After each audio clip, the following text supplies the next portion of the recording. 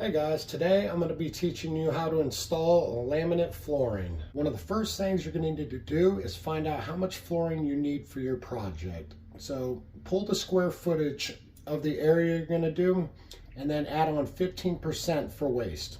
All right, once you have your flooring taken care of, next step is to pull up the carpet we're going to replace.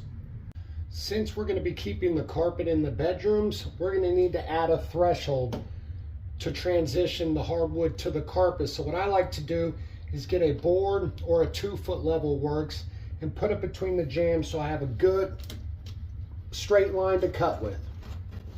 Once you have your carpet up and your padding, go ahead and start removing the tack strips.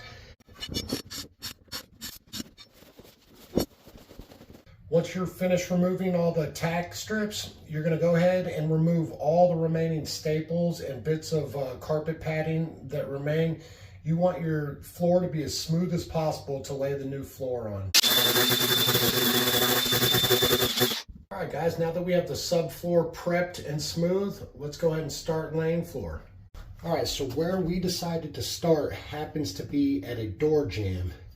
Now, when you lay the floor, you want to make sure that your floor can tuck under your door jamb.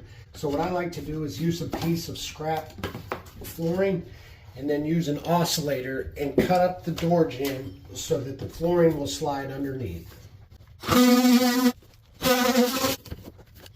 When we go to lay our first piece, you'll see that the board needs to come back this distance.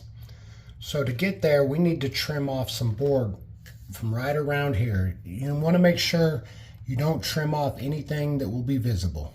There we go. That is our first piece cut to fit. And now we'll go ahead and just finish out this run. All right, now that we've finished our first run, we'll go ahead and start our second. Now you want to stagger your seams so that it gives you a very random pattern in the floor. You don't want repeat patterns, and you definitely don't want two seams to line up at the same spot or within an inch or so.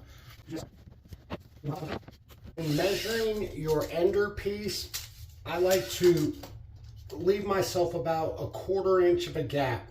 That leaves room for the floor to expand if in the heat you won't be fighting tight pieces hitting the wall.